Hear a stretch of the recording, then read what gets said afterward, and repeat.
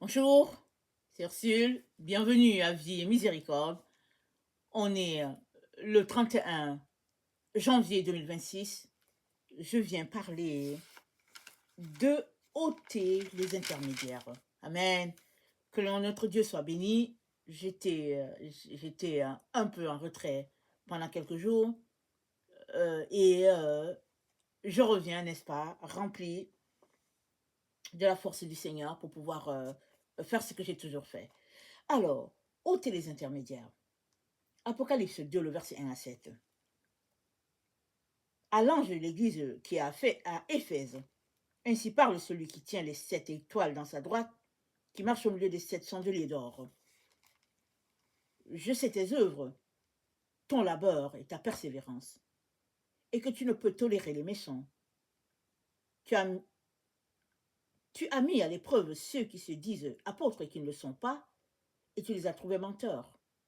Tu as de la persévérance. Tu as souffert à cause de mon nom, et tu n'as pas perdu courage. Mais j'ai contre toi que ta ferveur première, tu l'as abandonnée. Souviens-toi donc d'où tu es tombé. Répands-toi et accomplis les œuvres d'autrefois. Sinon, je viens à toi. Et si tu ne te répands pas, j'ôterai ton chandelier de sa place. Amen. Alors, il arrive que, marchant avec le Seigneur, il arrive que nous nous retrouvons à mettre des intermédiaires entre Dieu et puis nous. Souvent, on ne s'en rend pas compte.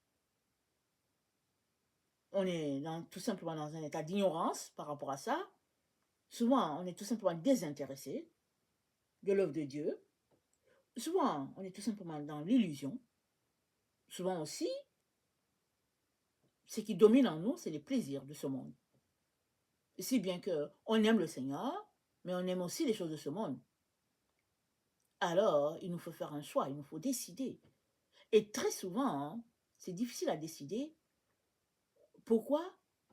Parce qu'on a déjà décidé, parce qu'on aime les plaisirs. On aime les plaisirs, on a déjà décidé.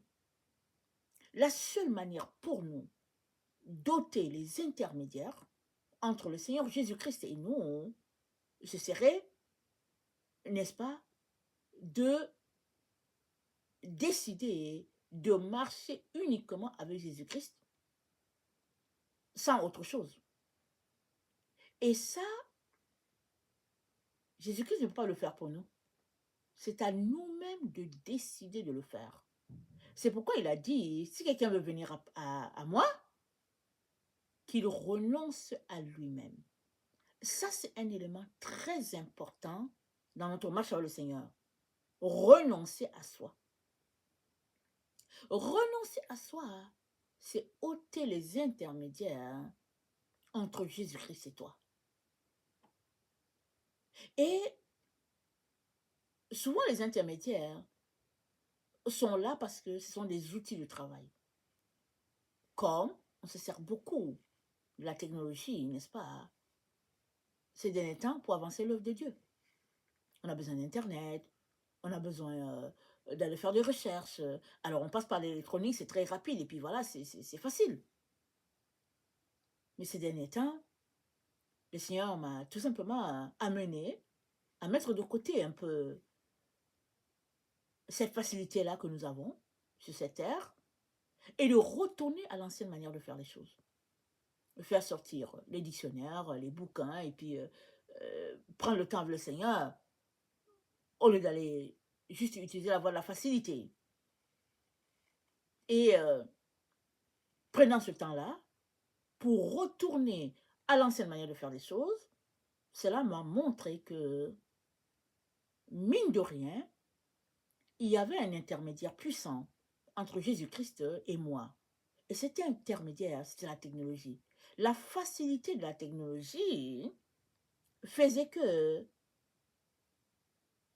je ne me décarcassais pas tellement pour chercher mes références. Puisque je pouvais le faire avec la technologie, j'y allais directement. Je gagne du temps, c'est vrai, et puis ça me donne de réfléchir moins. Et j'ai mon texte, et puis je vais en ligne pour prêcher. Mais le Seigneur revenait constamment sur le fait qu'il fallait que je retourne à mon premier amour. Mais je ne savais pas de quoi il parlait. Mais quand il m'a demandé de prendre ce temps loin de la technologie, à me concentrer, à lire la parole de Dieu, à prendre du temps, plus avec le Seigneur, j'ai pris, n'est-ce pas, quelques jours, alors que j'étais là à passer du temps dans sa présence, je me suis rendu compte que je m'étais trouvé une voie très très facile pour mes prédications. Et cette voie facile, c'est agréable. Je n'ai pas besoin de beaucoup de temps. Je tape le mot que je veux, j'ai tout ce qu'il faut et tout est là. Entre parenthèses, je ne vous dis pas de ne pas le faire. Hein. Mais cette facilité a créé tout simplement en moi une envie de faire autre chose, de regarder autre chose à côté. Si bien qu'il y avait toujours cette facilité-là, cet intermédiaire-là entre Jésus-Christ et puis moi. Tout le temps, tout le temps. Mais, prenant ce temps à part, retournant à mes recherches, pour aller fouiller, le mot est où, et puis tout ça, ça m'a donné tout simplement de voir que, souvent sans faire exprès, on laisse glisser des choses. On se dit que c'est normal. Mais finalement, la normalité finit par prendre toute la place, si bien que celui-là même que nous disons servir devient secondaire, et puis ce que nous appelons normal devient prioritaire, et ça devient une idole. Alors, j'ai pris ces quelques jours, vraiment loin, loin de tout ce qui est technologie, afin tout simplement de me concentrer. Et ça m'a donné de réaliser que très très facilement, il y a de ces choses qui se glissent entre notre Seigneur et nous, sans forcément qu'on y prête attention, ou bien qu'on classe dans ce qui va de soi, ce qui est tout simplement normal, parce que, ben voilà, la vie est comme ça. Alors, je ne sais pas dans ton cas ce que cela pourra être, ça peut être autre chose pour toi. Je viens tout simplement t'intéresser à t'arrêter, n'est-ce pas, à Apocalypse 2, le verset 10, hein, et ça dit, parce que tu as gardé la parole de la persévérance en moi, je te garderai aussi. Pardon, excusez-moi, je ne suis pas en train de lire le bon texte. Apocalypse 2, le verset 4, excusez-moi. Apocalypse 2, le verset 4. Mais ce que j'ai contre toi, c'est que tu as abandonné ton premier amour. Souviens-toi donc d'où tu es tombé. Repens-toi et pratique tes premières œuvres. Sinon, je viendrai à toi et je jeterai ton chandelier à sa place. À moins que tu te répandes. Mais c'est quoi tes premières œuvres que tu pratiquais avec le Seigneur? Amen. Est-ce que tu t'en rappelles? Retourne à cette base-là, parce que c'est à cette base-là que tu as connu le Seigneur. Retourne là-bas. Et prends du temps pour affermir en toi la pensée de Jésus. Et ce temps que tu vas prendre avec le Seigneur ne sera jamais un temps perdu. Parce que tu vas acquérir tout ce que Dieu a pour toi. Tu vas les confirmer en toi et tu auras encore plus plaisir de prendre du temps avec le Seigneur que de toujours choisir un intermédiaire qui va te faciliter la chose. Alors, la technologie est là, quelque chose de bien.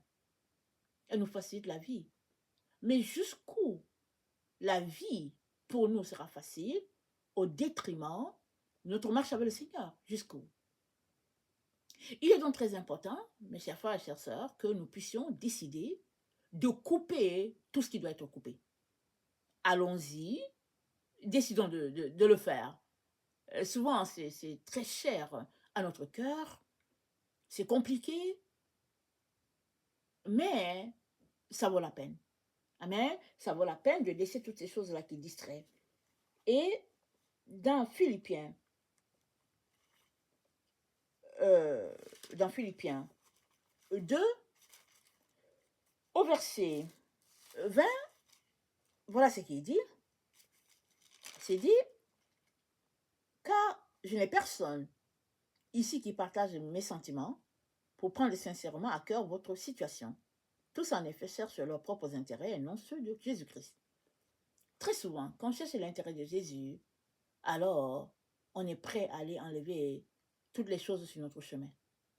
Très très souvent. Mais si on cherche son propre intérêt, on ne voit pas l'utilité de le faire. Je viens nous encourager à retourner, prendre un temps pour voir s'il y a quelque chose qui s'est glissé entre le Seigneur et nous, un intermédiaire quelconque, que finalement on prend comme normal, mais au fait qu'il vient nous gruger notre temps avec notre Dieu. Amen. Et dans Philippiens 3, au verset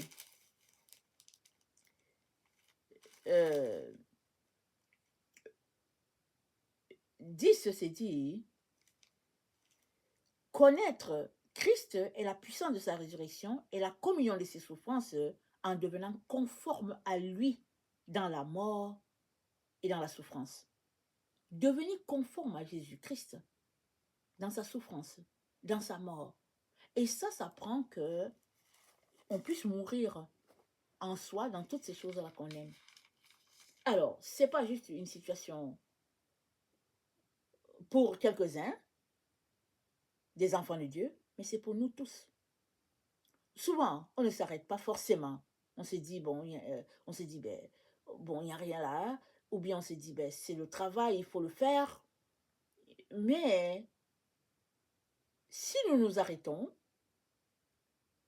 nous allons nous rendre compte qu'il y a de ces choses qui n'ont l'air de rien, mais qui viennent nous gruger notre temps avec notre Dieu. C'est à chacun de vérifier ce qui se passe dans sa relation avec le Seigneur. Je viens nous encourager à chérir cette relation-là, de telle sorte qu'on ne puisse pas justifier un certain intermédiaire. Jésus-Christ n'a pas besoin d'intermédiaire. Amen. Il est déjà, lui, l'intermédiaire entre nous et Dieu. Et c'est suffisant. On n'a pas besoin d'un autre intermédiaire. Amen. Si tu es quelqu'un qui ne connaît pas le Seigneur, je viens t'encourager à lui donner ta vie. Parce que Jésus-Christ, c'est le pont entre Dieu et toi. Si tu as Jésus, tu as la vie, tu as le Père, tu as le Fils. Mais si tu n'as pas Jésus, alors tu seras séparé de Dieu définitivement un jour. Si tu continues à ne pas connaître le Seigneur.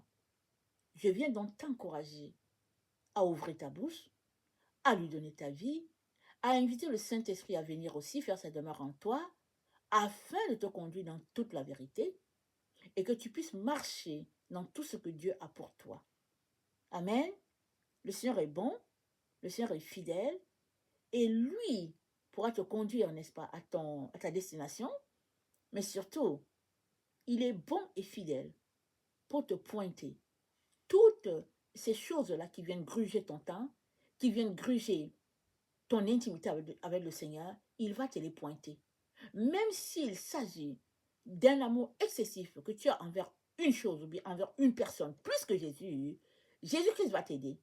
Il va te pointer cette chose-là et il va t'aider à ôter cette chose-là de ton chemin afin que Jésus-Christ soit la seule personne que désire ton âme et tout ton être. Amen. Que le Seigneur puisse te maintenir pleinement en lui et que sa grâce puisse abonder dans ta vie et dans la vie de toute ta famille. Amen et alléluia. Soyons tous bénis. Amen et amen.